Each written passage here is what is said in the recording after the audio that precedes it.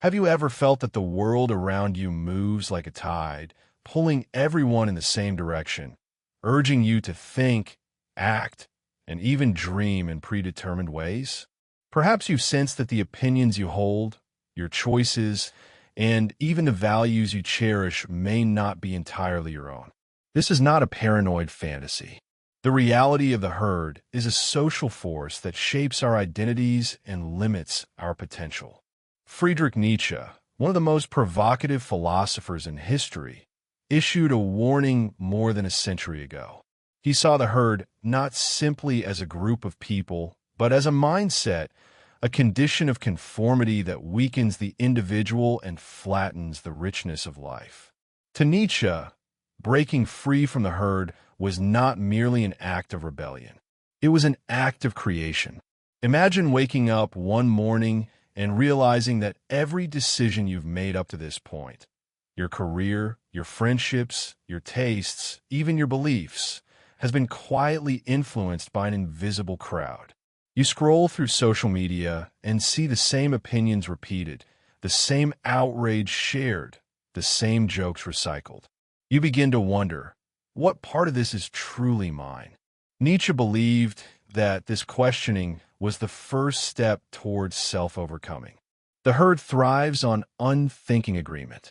However, an individual who begins to question, who dares to doubt, and who resists the pressure to blend and becomes dangerous to the herd because he or she becomes truly alive. The herd is not evil in the dramatic sense. It is comfortable, it is safe, and it promises belonging. But Nietzsche saw this comfort as a trap. When we allow ourselves to be carried by the collective, we stop striving. We stop imagining. We stop becoming. The herd values sameness because sameness is predictable, and predictable is easy to control. In contrast, Nietzsche called for the cultivation of the higher type of person, someone who is willing to stand apart and craft their own values, even at the cost of misunderstanding or isolation. To think for yourself, he argued, is not a matter of simply rejecting popular opinions. It is a matter of forging a new inner compass that cannot be bought or borrowed. Thinking for yourself begins with honesty.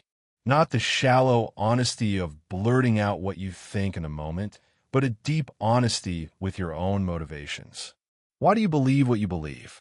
Who benefits from you thinking this way? What fears keep you from questioning?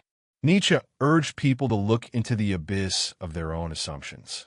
This can be terrifying because when you strip away the inherited values, the slogans, and the ready-made identities, you are left with a blank space. That blank space is freedom, but it is also responsibility. Freedom without responsibility collapses back into the herd. Responsibility transforms freedom into a creative power. Nietzsche's famous concept of the Ubermensch is often misunderstood as a call for domination over others. In truth, it is a call for mastery over oneself. The Ubermensch is not a tyrant, but an artist of life. He or she takes the raw material of existence, desires, instincts, ideas, and shapes them into something unique and affirmative. This is the opposite of the herd mentality, which suppresses the individual to maintain collective stability. When you begin to think for yourself, you become the sculptor rather than the sculpture. But how does one begin this process in a world louder and more connected than Nietzsche could have imagined? Start by noticing where you're most reactive. Do you change your views when a crowd mocks them? Do you soften your voice when your opinion differs from the majority? Do you find yourself agreeing with statements you haven't actually considered deeply? These are signs that the herd is speaking through you. Nietzsche would advise you to pause, withdraw for a moment, and cultivate solitude. Solitude is not loneliness. It is the space where your own voice can emerge from the noise. Without moments of solitude, your inner compass never develops. You simply echo the compass of the crowd. Thinking for yourself also requires courage. The courage to be misunderstood. The courage to face criticism. The courage to risk being wrong. Nietzsche himself was ridiculed and ignored in his lifetime, But his ideas endured because they were not borrowed from the herd. They were hammered out in the forge of his own struggle. Courage is not about shouting louder than everyone else. It is about standing quietly and firmly in the truth you have discovered, even when that truth isolates you. Another essential aspect of Nietzsche's vision is the idea of becoming who you are. This sounds simple, but it is radical. Most people become what others expect them to be. They live out scripts written by culture, family, or trend. To become who you are means to discover your unique constellation of strengths, desires, and values, and to live from that center rather than for borrowed ideals. This process is never finished. It is not a destination, but a continual act of creation. In Nietzsche's words, one must give style to one's character.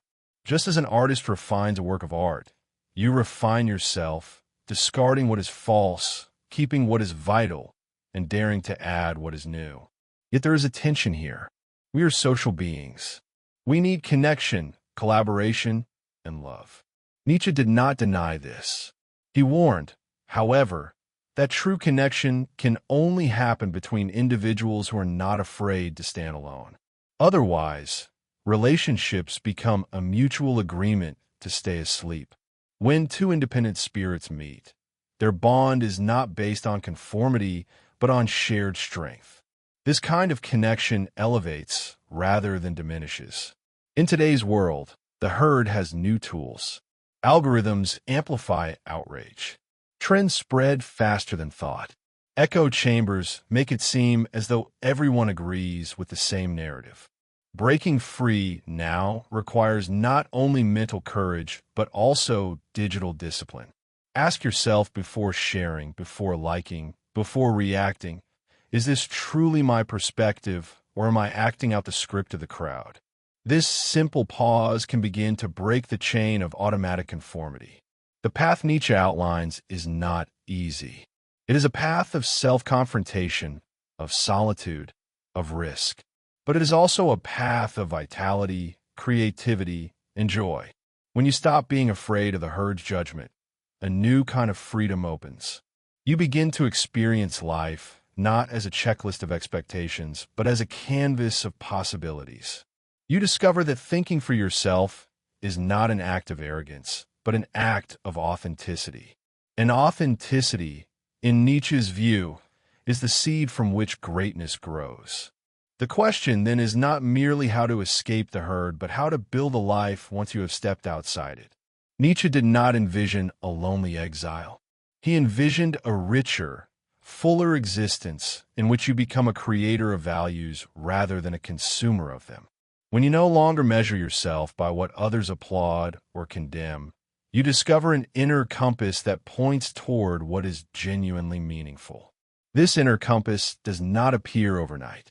It develops through struggle, experimentation, and reflection. You will try on ideas and discard them. You will follow paths and find they lead nowhere. But each time you act from your own insight rather than from borrowed consensus, you strengthen the muscle of independence. Many people fear that leaving the herd means losing all structure, that without external approval, life will feel empty. Nietzsche saw the opposite. He believed that life becomes empty precisely when you stop creating and merely obey. Structure imposed from outside may keep you safe, but it also keeps you small. Structure built from within, crafted from your deepest convictions, expands you. It allows you to inhabit your life as an artist inhabits a canvas. You're no longer a spectator, but a participant in the drama of existence. Thinking for yourself does not mean rejecting everything the majority believes. It means not believing it just because the majority does.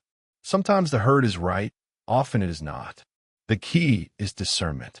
Nietzsche compared the strong spirit to a sieve, filtering what is nourishing from what is toxic. When you take in ideas, you test them, you digest them, you make them your own, or you discard them. This process may look slow from the outside, but it creates a foundation that cannot be shaken by trends or crises. Another practical aspect of Nietzsche's advice is learning to embrace conflict rather than avoiding it. The herd seeks peace through uniformity, but real growth often happens in friction. When you encounter opposing ideas, do not simply retreat to the safety of agreement. Engage, question, wrestle with them. Conflict clarifies your own thinking. It reveals where your convictions are weak and where they are strong. Nietzsche's own writing is full of sharp provocations because he wanted to jolt readers out of passive acceptance. He wanted to awaken in them a fighting spirit, not against others, but against their own inertia. At the heart of Nietzsche's vision is the concept of amor fati, the love of fate. This is not a passive acceptance of whatever happens. It is an active embrace of your life as it is, including its difficulties, disappointments, and pain. The herd seeks to avoid pain by conforming, by smoothing out the rough edges of existence. The free spirit accepts pain as part of the creative process of becoming. When you love your fate, you stop wishing for a different life and start shaping the life you have. This gives you a resilience the herd can never match. Nietzsche also emphasized the importance of great teachers and exemplars. Thinking for yourself does not mean isolating yourself from influence. It means choosing your influences consciously. Seek out minds that challenge you, not ones that simply mirror your current beliefs. Read authors who disturb you. Engage with people whose perspectives are alien to your own.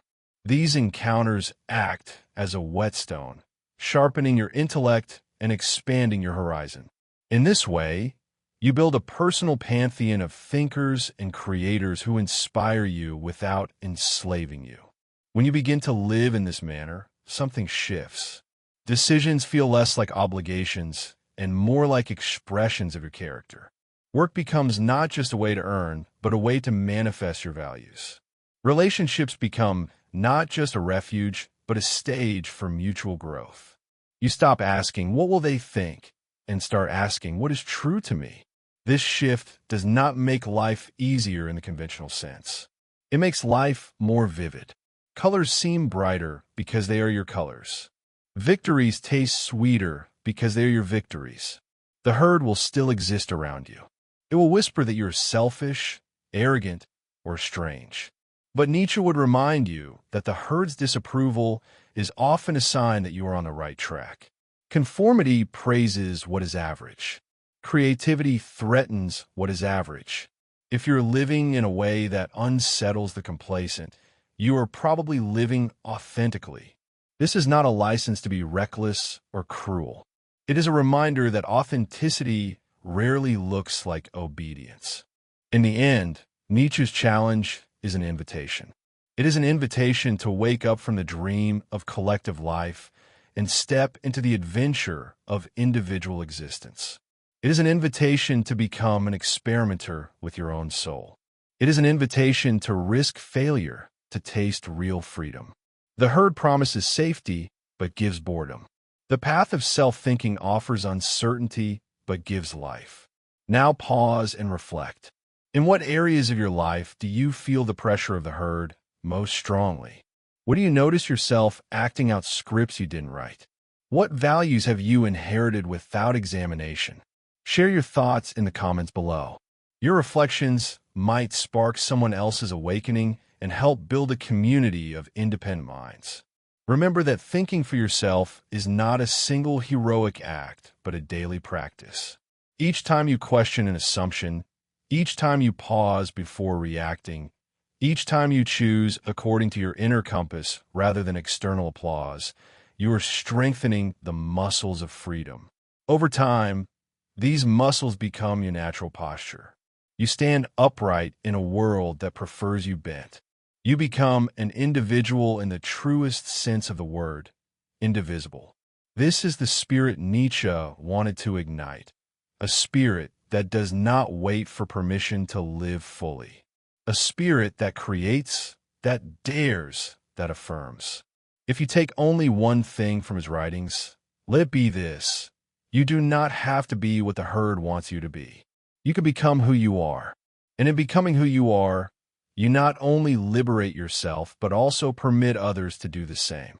So as you go forward, ask yourself, will you drift with the crowd, or will you begin the work of self-creation? Will you let algorithms and trends write your story, or will you pick up the pen? The choice is yours. If this message resonated with you, if it sparked a question or a challenge in your own thinking, leave a comment below. Share where you're ready to break free from the herd. And don't forget to like this video and subscribe to the channel so that together we can continue exploring these ideas and building a community of minds committed to freedom, creativity, and depth.